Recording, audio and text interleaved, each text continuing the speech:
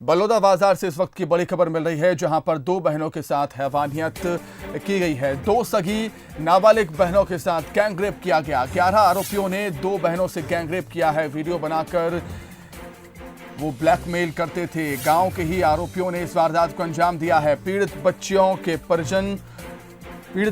ने परिजन को आप बीती सुनाई है। पुलिस ने सभी आरोपियों को गिरफ्तार कर लिया। बलौदा बाजार से इस वक्त की बड़ी खबर आपको बता रहे हैं, जहां पर दो बहनों के साथ हैवानियत की वारदात को अंजाम दिया गया है। दो सगी नाबालिग बहनों के साथ गैंगरेप किया गया। 11 आरोपियों ने दो बहनों से गैंगरेप किया है। अधिक जानकारी के लिए हम बातचीत करेंगे हमारे संवाददाता भानु प्रताप साहू से। भानु प्रताप, क्या कुछ और जानकारी आपके पास? देखिए सुमित जी, बता दूं कि पूरा मामला पलारी थाना के केसला गांव का है, जहां पे एक माह पूर्व युवती अपने मित्र से मिलने गई हुई थी और इसी का फायदा उठाकर कुछ आरोपियों ने उनके साथ गैंग रेप का अंजाम दिया और उसको बारी बारी से भी किया और उसके अलावा उनका वीडियो भी बना के रखा गया था उनके द्वारा और उनको लगातार युवतियों को ब्लैकमेल किया जा रहा था। इसी से तंग आके कल युवतियों ने अपनी शिकायत पलारी थाने में दी, जिसके बाद पुलिस हरकत में आई और तत्काल एफआईआर करके सभी आरोपियों को गिरफ्तार कर लिया गया है। जी भानु, इसमें हम कहीं न कहीं पुलिस की सफलता ही कहेंगे कि 11 आरोपियों को पुलिस ने हिरासत में ले लिया है। परिजनों को आप बीती सुनाई थी बच्चियों ने, उसके बाद पुलिस हरकत में आई और 11 आरोपी पुलिस हिरासत में है अभी। जी, पुलिस हिरासत में है अभी और पुलिस भी गंभीरता से पूरे मामले को संज्ञान में लेकर इसमें कार्यवाही की है। जी भानु प्रताप, आपका बहुत शुक्रिया तमाम बातचीत के लिए। तो बलौदा बाजार में दो बहनों के साथ हैवानियत की गई। दो सगी नाबालिग बहनों के साथ गैंगरेप की वारदात को अंजाम दिया गया। 11 आरोपियों ने दो बहनों से गैंगरेप किया है। वीडियो बनाकर वो नाबालिगों को ब्लैकमेल करते थे। गांव के ही आरोपियों ने इस वारदात को अंजाम दिया है। पीड़ित बच्चियों ने परिजन को अपनी आप बीती सुनाई, जिसके बाद पुलिस में शिकायत की गई और पुलिस ने सभी आरोपियों को हिरासत में ले लिया है। इस वक्त की बड़ी खबर बलौदा बाजार से।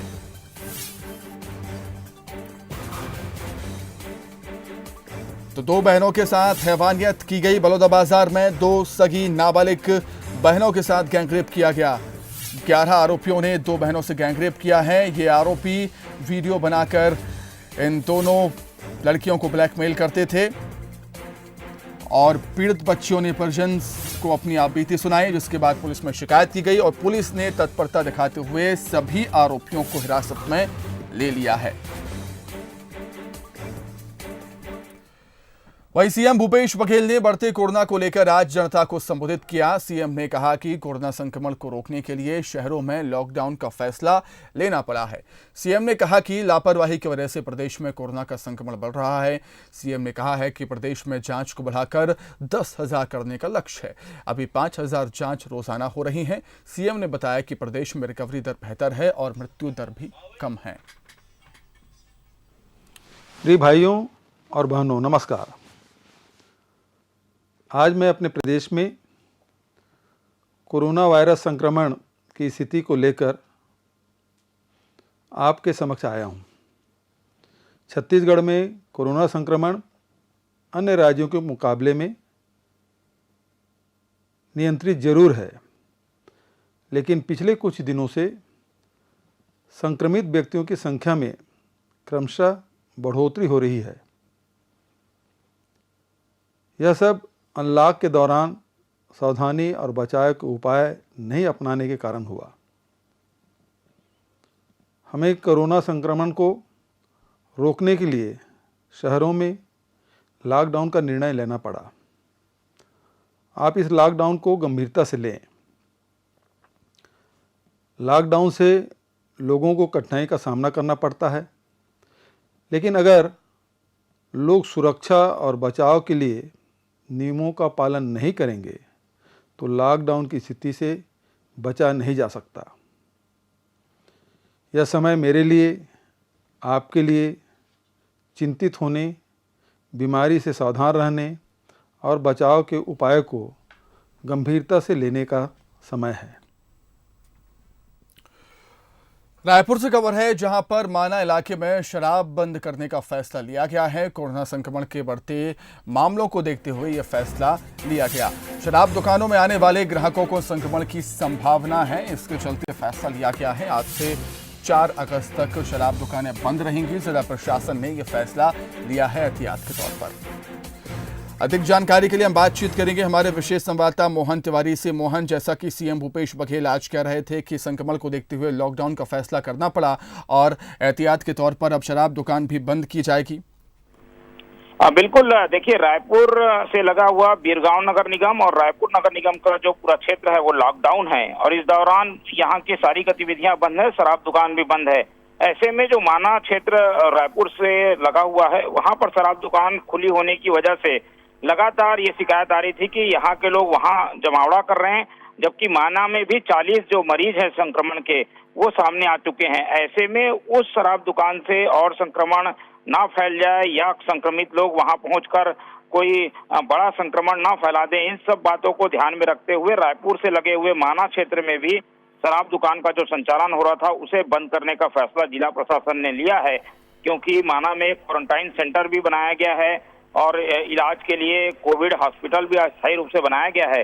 तो इन सब बातों को देखते हुए वहां पर जो शराब दुकानें चल रही थी उसे बंद करने का जिला प्रशासन ने फैसला लिया है। मोहन, आपका बहुत शुक्रिया तमाम बातचीत के लिए। तो छत्तीसगढ़ में भी अब कोरोना वायरस अपने पैर लगातार पसार रहा है। पॉजिटिव मरीजों की संख्या बढ़ती जा रही है और अब इसी को ध्यान में रखते हुए इसी के मद्देनजर रायपुर के माना इलाके में शराब दुकान बंद करने का फैसला लिया गया। राजधानी रायपुर में कोरोना का कहर लगातार जारी है। कोरोना कहर की चपेट में अब बीजेपी के पूर्व प्रदेश अध्यक्ष विक्रम उसेंडी आ गए। बताया जा रहा है कि बीजेपी के पूर्व प्रदेश अध्यक्ष विक्रम उसेंडी और उनके परिवार के 4 सदस्य कोरोना पॉजिटिव पाए गए हैं।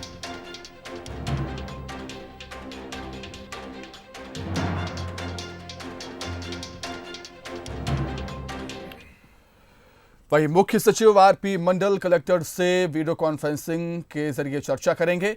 कुछ ही देर में वीडियो कॉन्फ्रेंसिंग के जरिए चर्चा की जाएगी। गोधन न्याय योजना के क्रियान्वयन की समीक्षा की जाएगी। पशुपालकों के खाते में राशि ट्रांसफर करने व्यवस्था के निर्देश दिए जाएंगे। संभागीय कमिश्नर, डीएफओ, जिला पंचायत सीईओ मौजूद रहेंगे। निगम कमिश्नर, सरकारी बैंक के सीईओ और उप पंजीयक भी मौजूद रहेंगे।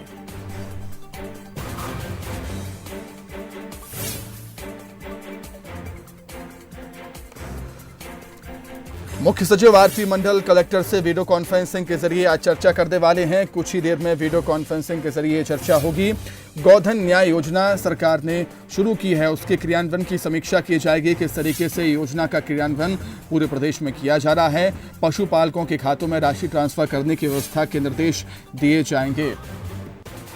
तो चलिए इस पर अधिक चर्चा के लिए हम सीधे रुख करेंगे हमारे विशेष संवाददाता मोहन तिवारी का। मोहन, गोधन न्याय योजना सरकार ने शुरू की है, अब इसका क्रियान्वयन किस तरीके से किया जा रहा है उसकी समीक्षा की जाएगी वीडियो कॉन्फ्रेंसिंग के जरिए। बिल्कुल सुमित, देखिए ये बैठक जो है शुरू हो चुकी है और इस बैठक के जरिए कोशिश है, क्योंकि मुख्यमंत्री ने पहले ही ये भरोसा पशुपालकों को दिलाया हुआ है कि कोई भी पशुपालक जो कि गोबर बेचेगा उसको उसके खाते में पैसे 15 दिन के भीतर मिल जाएंगे। और इसके लिए पहले भी हमने जैसे कि बताया है कि प्रक्रिया शुरू कर दी गई है, रजिस्ट्रेशन की व्यवस्था की गई है, खातों को में ऑनलाइन पैसे भेजने की व्यवस्था की गई है और इन सब बातों को लेकर अलग अलग जिला प्रशासन को निर्देश जारी कर दिए गए थे। अब उसकी एक समग्र समीक्षा मुख्य सचिव कर लेना चाहते थे, क्योंकि 5 तारीख को जो पहली किस्त है वो जो भुगतान का सिलसिला है वो राज्य सरकार शुरू करने जा रही है। तो 5 तारीख को जो गोबर बेचने वाले पशुपालक हैं उनके खाते में पैसा आना शुरू हो जाएगा। इसीलिए इस बात की समीक्षा की जा रही है कि किस जिले में किस तरीके की खरीदी हुई है, खरीदी की क्या व्यवस्था है, उसका ऑनलाइन पंजीयन की जो व्यवस्था की गई थी वो क्या है। इसके अलावा वहाँ पर एक रजिस्टर रखकर भी ऐसे लोगों को चिन्हित करने की ज़रूरत बताई गई थी जिनके पास पशु है, पशुपालक लोग हैं। तो ये सारे काम प्रशासन ने किस हद तक किए हैं। तो इसीलिए इस बैठक में कलेक्टर के साथ जिला पंचायत के सीईओ, संभाग के आयुक्त, कमिश्नर और नगर निगम के कमिश्नर भी शामिल हैं, ताकि एक समग्र रूप से समीक्षा कर ली जाए कि कितने लोग किस जिले में पशुपालक हैं और वो गोबर आगे आने वाले दिनों में बेचेंगे। अगर बेच चुके हैं तो उनके भुगतान के लिए उनके पास क्या प्रॉपर खाते हैं, उस खाते को पंजीकृत किया गया है कि नहीं किया गया है। तो इन सब बातों को देख लेना चाहते हैं मुख्य सचिव। इसी सिलसिले में उन्होंने ये वीडियो कॉन्फ्रेंसिंग के जरिए सभी कलेक्टर, जिला पंचायत के सीईओ और नगर निगम के आयुक्तों की बैठक बुलाई है। ये बैठक करीब 1.5 घंटे से ज़्यादा चलेगी। तो इसमें एक समग्र समीक्षा है वो कर ली जाएगी, ताकि 5 अगस्त को जब मुख्यमंत्री खातों में पैसा भेजें तो हर व्यक्ति को जिन्होंने गोबर बेचा है उस तक ये पैसे पहुंच जाएं। इस बात को सुनिश्चित करने के लिए ये समीक्षा बैठक बुलाई गई है। बिल्कुल मोहन, आपका बहुत शुक्रिया तमाम बातचीत के लिए। तो बैठक शुरू हो चुकी है। वीडियो कॉन्फ्रेंसिंग के जरिए मुख्य सचिव आरपी मंडल कलेक्टर से चर्चा कर रही हैं और गोधन न्याय योजना शुरू की है। गोधन न्याय योजना शुरू की है सरकार ने। इसके तहत गोबर खरीदी का काम सरकार कर रही है। गोबर खरीदा जा रहा है और 5 अगस्त को पशुपालकों के खातों में पैसे ट्रांसफ़र किए जाएंगे, राशि ट्रांसफ़र की जाएगी। इन्हीं तमाम विषयों पर इस बैठक में समीक्षा हो रही है।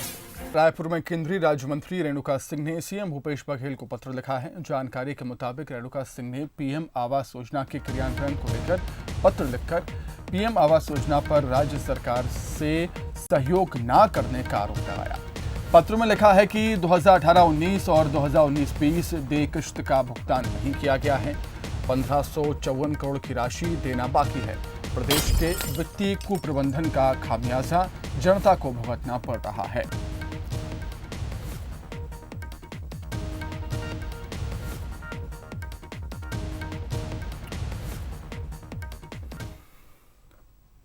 वहीं छत्तीसगढ़ में राज्य सरकार ने शिक्षा कर्मियों को बड़ी राहत दी है। शिक्षा कर्मियों को मई, जून और जुलाई का एक साथ ही वेतन दिया जाएगा। राज्य सरकार ने शिक्षा कर्मियों के वेतन के लिए 44 करोड़ रुपए जारी किए हैं। तो छत्तीसगढ़ में शिक्षा कर्मियों के लिए एक राहत भरी खबर है। शिक्षा कर्मियों को मई, जून और जुलाई का वेतन एक साथ मिलेगा। राज्य सरकार ने शिक्षा कर्मियों के वेतन के लिए 44 करोड़ रुपए दिए।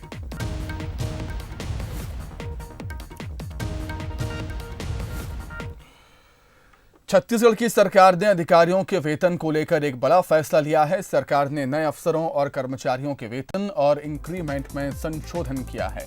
इस संशोधन को राज्यपाल से मंजूरी मिलने के बाद मंत्रालय से सर्कुलर जारी कर दिया गया है। जानकारी के मुताबिक नए अधिकारियों और कर्मचारियों का प्रोबेशन पीरियड 2 साल से बढ़ाकर 3 साल तक कर दिया गया। प्रोबेशन पीरियड में अधिकारी जिस पद पर चयनित हुए हैं उसके वेतनमान का 70% उन्हें दिया जाएगा। वहीं जो दूसरे साल के अधिकारी हैं उनको 80% और तीसरे साल के अधिकारी को 90% वेतन दिया जाएगा। वहीं कैबिनेट मंत्री रविंद्र चौबे ने कहा है कि कई राज्यों में वेतन कटौती की जा रही है, लेकिन छत्तीसगढ़ में नई भर्तियां हो रही हैं और वेतन कटौती जैसी कोई स्थिति नहीं है। कोरोना के चलते आधे हिंदुस्तान में कर्मचारियों के वेतन में 40% कटौती राज्य की सरकारों ने किया है। केवल छत्तीसगढ़ एकमात्र राज्य है। हमारे आदरणीय मुख्यमंत्री जी ने कहा हम कर्मचारियों का वेतन की कटौती नहीं करेंगे। दूसरी बात जो प्रोविजन पीरियड को बढ़ाने का है, अभी परिस्थितियां हैं 2 साल का प्रोविजन पीरियड था उसको 3 साल किए हैं। इसमें केवल वित्तीय कारण हो सकता है ऐसा नहीं है, और सारे कारण हो सकते हैं, लेकिन छत्तीसगढ़ में अभी ऐसी स्थिति का निर्माण नहीं हुआ। कोंडागांव में आम आदमी पार्टी के प्रदेश सह संयोजक आशुतोष पांडे ने ठेकेदार पर जान से मारने का आरोप लगाया है। आशुतोष ने प्रेस वार्ता कर बताया कि कुकाडगरपाल गांव में नल जल योजना के करोड़ों रुपयों के भ्रष्टाचार के मामले को उठाया गया था। विकास जैन ने ग्राम पंचायत कुकाडगर कपाल से 18,02,000 रुपये कार्य करने के नाम पर एडवांस ले लिए थे, लेकिन आज तक काम चालू नहीं किया गया। आज इस मामले को आम आदमी पार्टी ने उठाया। ठेकेदार ने आम आदमी पार्टी के सह संयोजक को जान से मारने की धमकी फोन पर दी। फिलहाल आशुतोष ने सिटी कोतवाली में मामला दर्ज कराकर कार्रवाई की मांग की। यह भी बड़ा विषय है कि आखिर उस पंचायत पर ऐसी कौन सी राजनीतिक दबाव रहा है ऐसा कौन से राजनीतिक व्यक्ति ने दबाव बनाया ताकि पंचायत ने मजबूरी में आकर के उसको 18,02,000 रुपए एडवांस पेमेंट कर दिया। और बाकायदा पंचायत ने ये जो एसोसिएट है, ये जो वर्धमान एसोसिएट है, इसके खिलाफ नोटिस जारी करके इसको नोटिस जारी किया है कि आप यह कार्य को करें। तो इस भांडाफोड़ के विरुद्ध मुझे जान से मारने की धमकी मिली है और मैंने इसके विरुद्ध बाकायदा पुलिस में एफआईआर का आवेदन दिया है।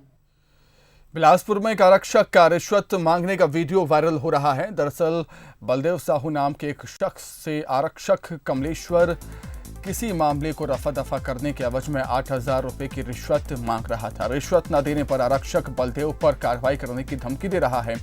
इस पूरे घटना का वीडियो बनाकर बलदेव ने सोशल मीडिया में वायरल कर दिया। वहीं इस पूरे मामले में एसपी ने आरक्षक को लाइन अटैच कर दिया।